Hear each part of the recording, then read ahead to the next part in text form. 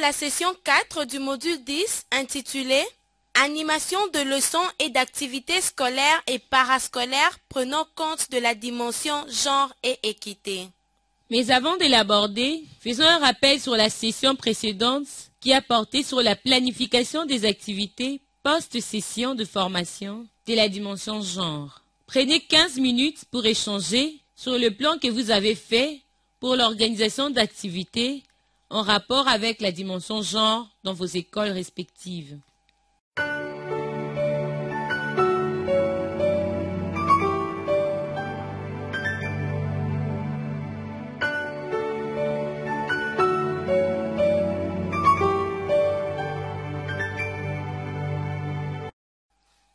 Cette session vise à développer une compétence de base, celle d'évaluer les activités scolaires et parascolaires en tenant compte de la dimension genre. Pour ce faire, elle est divisée en deux activités, dont la première est l'animation des leçons et des activités scolaires et parascolaires prenant compte de la dimension genre et équité. La deuxième activité porte sur la gestion des interactions en classe en tenant compte du genre.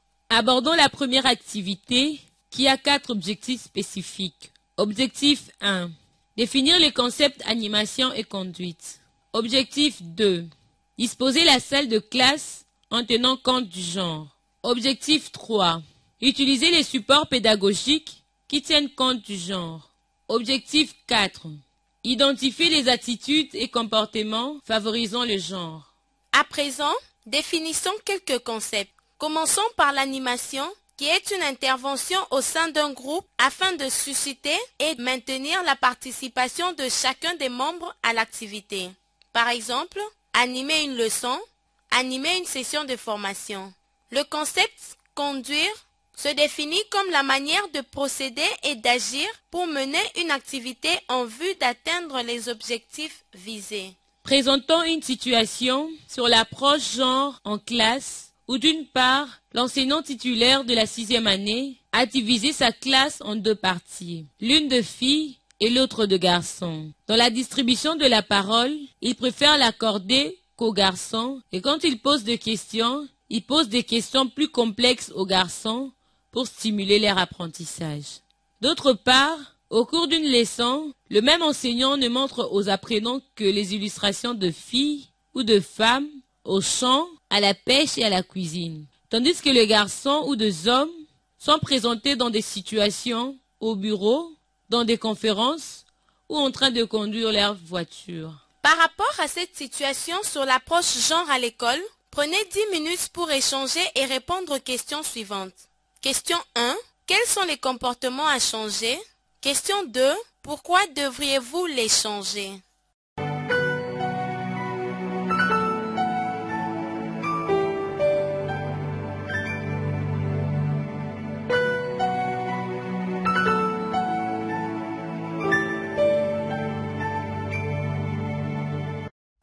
À présent, parlons de la disposition d'une salle de classe en tenant compte du genre.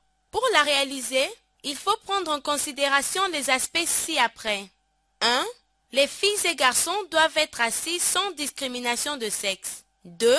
Une salle de classe doit favoriser la participation aussi bien des filles que des garçons. 3.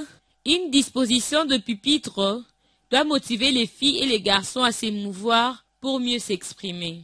4. Il faut afficher au mur de la classe des agencements et supports visuels qui véhiculent le message respectueux du genre. Passons aux supports pédagogiques à utiliser. Les manuels scolaires, les matériels didactiques utilisés par l'enseignant doivent tenir compte de la dimension genre. À défaut, il devra fournir un effort pour intégrer la dimension genre aussi bien dans les illustrations que dans les thèmes à aborder.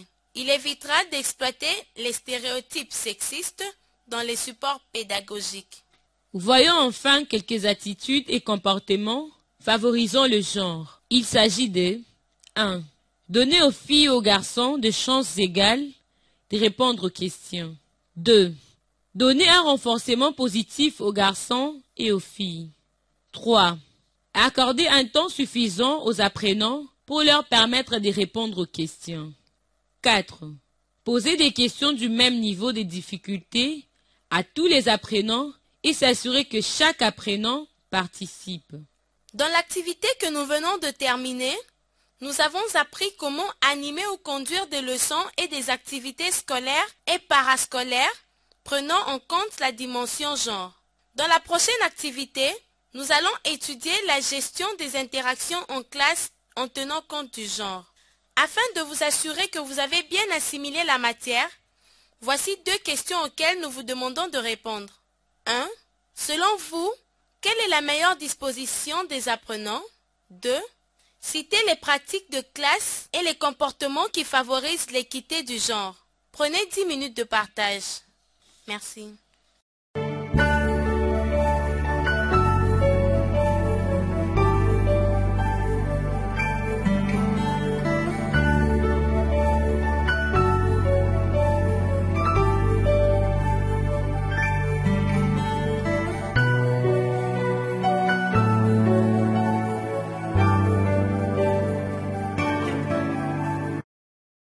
Comme annoncé, abordons la deuxième activité qui porte sur la gestion des interactions en classe en tenant compte du genre. Cette activité comporte 4 objectifs spécifiques. Objectif 1.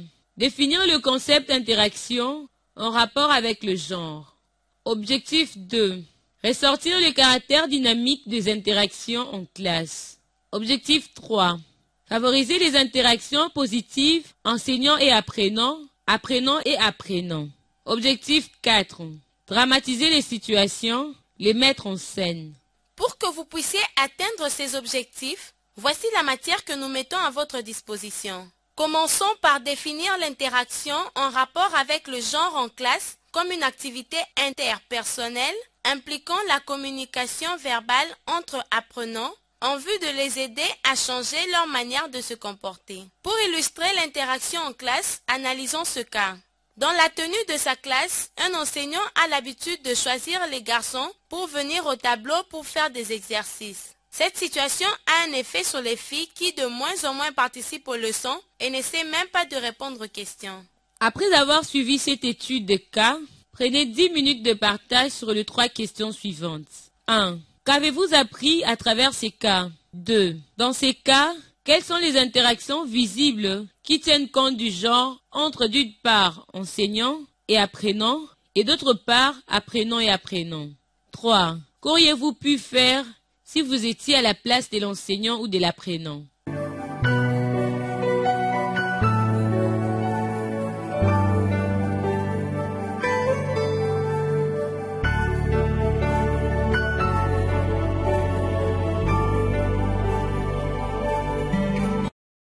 Passons à présent au caractère dynamique des interactions en classe. Ceux-ci peuvent influencer le succès ou l'échec du processus enseignement-apprentissage en classe. Il s'agit de 1. La prestation de l'enseignant, c'est-à-dire sa compétence, sa maîtrise, sa connaissance du sujet et son esprit de créativité. 2. La présentation de l'enseignant et de l'apprenant, c'est-à-dire l'habillement, l'apparence physique et la démarche. On voit dans cette image un enseignant qui prend soin de bien se vêtir, ce qui donne un bon exemple. 3. Le comportement de l'apprenant et de l'enseignant, c'est-à-dire l'arrogance, la timidité et la moquerie. L'enseignant est le modèle positif de comportements appropriés et positifs et doit se comporter de manière à promouvoir les interactions positives. Par exemple, dans cette image, on voit un apprenant qui a fait une erreur et l'enseignant pourrait l'humilier, se moquer de lui ou même tolérer que les autres apprenants se moquent de lui. Mais au contraire, l'enseignant passe au tableau et de manière encourageante et positive, guide l'apprenant vers la solution correcte de l'opération. 4. La moralité de l'enseignant et de l'apprenant, c'est-à-dire l'engagement, la motivation et la valeur. Abordons les interactions qui ont lieu en classe entre enseignants et apprenants, entre apprenants et apprenants. En effet, l'enseignant doit savoir que chaque apprenant, fille ou garçon, qui vient à l'école, s'amène avec un ensemble distinct de traits de personnalité et des capacités d'apprentissage et est marqué par des contextes et aspirations différents. Par conséquent, lors de son enseignement, il devra tenir compte des différences individuelles des apprenants. Voici la fiche d'évaluation de l'approche genre dans les pratiques des classes. Prenez le temps de l'examiner et même de la recopier. Utilisez-la pour évaluer la classe dans la vidéo qui va suivre. Notez que 1. Chaque rubrique est cotée de 0 à 4. Une fois la fiche remplie, on fait le total des points. 2. Excellent, 51 à 60. 3. Très bon, de 44 à 50. 4. Bon, de 32 à 43. 5. Assez bon, de 26 à 31.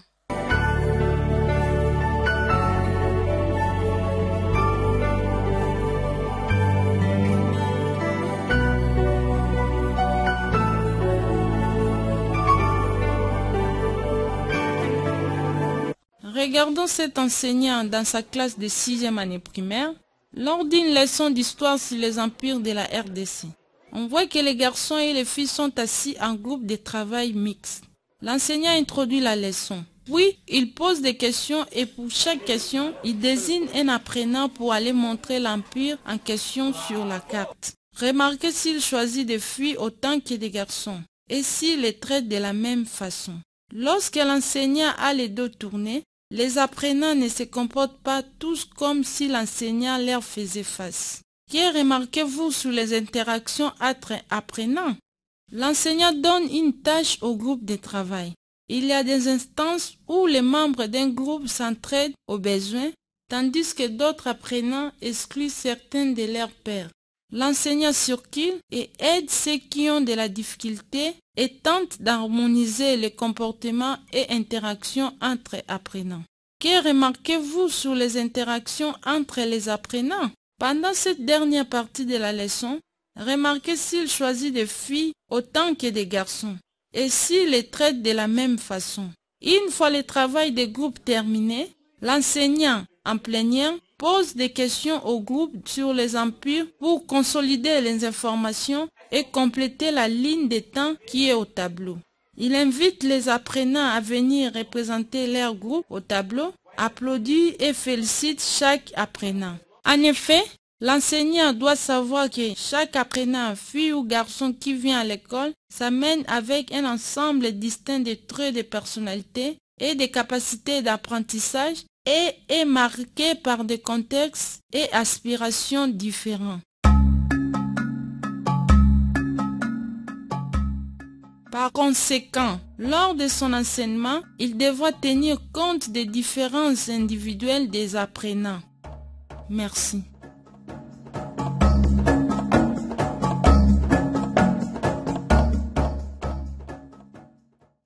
Après avoir visionné cette vidéo, prenez 15 minutes pour échanger et répondre aux questions suivantes. Question 1. Qu'avez-vous appris à travers ces cas? Question 2. Dans ces cas, quelles sont les interactions visibles qui tiennent compte du genre entre d'une part l'enseignant et l'apprenant, d'autre part les apprenants entre eux?